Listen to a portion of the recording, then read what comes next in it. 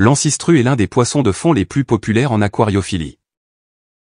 Grâce à sa petite taille par rapport au pléco géant et à son utilité dans l'aquarium, il est souvent choisi par les aquariophiles, qu'ils soient débutants ou expérimentés.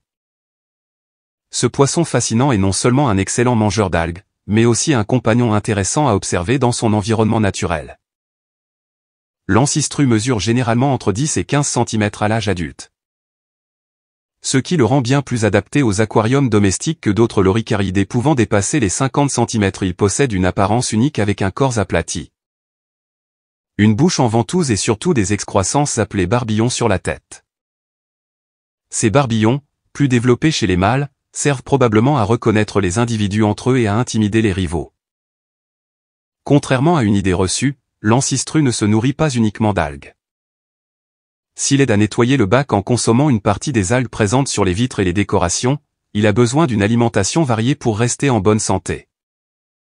Dans la nature, il se nourrit de végétaux, de bois en décomposition et de petits organismes aquatiques. En captivité, il est essentiel de lui proposer des légumes comme des courgettes, du concombre, des épinards ou des carottes pochées, ainsi que des pastilles de fond contenant de la spiruline et des protéines végétales. Certaines personnes ajoutent même du bois dans l'aquarium, car l'ancistrue aime le grignoter pour faciliter sa digestion. Pour maintenir un ancistrue en bonne santé, un aquarium d'au moins 100 litres est recommandé.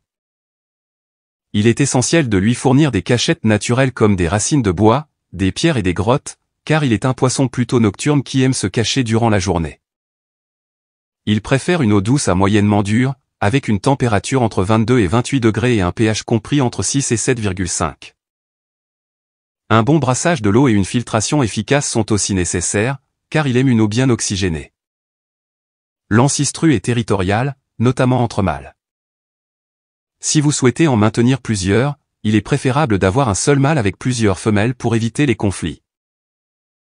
Dans un bac communautaire, il cohabite bien avec des poissons paisibles comme les corydoras, les tétras ou encore les gouramis. En revanche, il vaut mieux éviter de le mettre avec des poissons trop agressifs ou des espèces trop territoriales qui pourraient le stresser. Distinguer un mâle d'une femelle est relativement simple. Le mâle possède des barbillons bien développés sur la tête, tandis que la femelle en a peu, voire pas du tout. En période de reproduction, le mâle devient plus territorial et protège son territoire avec encore plus d'ardeur. Si vous souhaitez les reproduire, il est recommandé de leur offrir un bac bien aménagé avec une grotte ou un tronc creux pour que la femelle puisse y pondre ses œufs. Une fois la ponte réalisée, c'est le mâle qui s'occupe de surveiller les œufs et de les ventiler avec ses nageoires pour assurer leur bonne oxygénation. L'éclosion a lieu après 5 à 7 jours, et les petits commencent à se nourrir immédiatement d'algues et de micro-organismes présents dans l'aquarium. Il est possible de leur fournir de la spiruline en poudre ou des légumes finement coupés pour les aider à bien grandir. Pour garder un ancistrue en pleine forme, il faut éviter certaines erreurs courantes.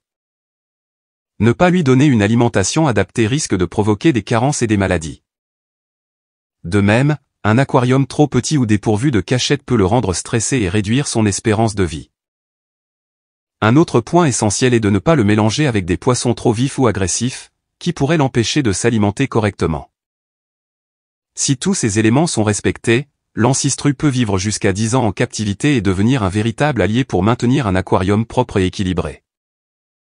Son comportement paisible et son apparence unique en font un poisson attachant, qui mérite une place dans les bacs communautaires.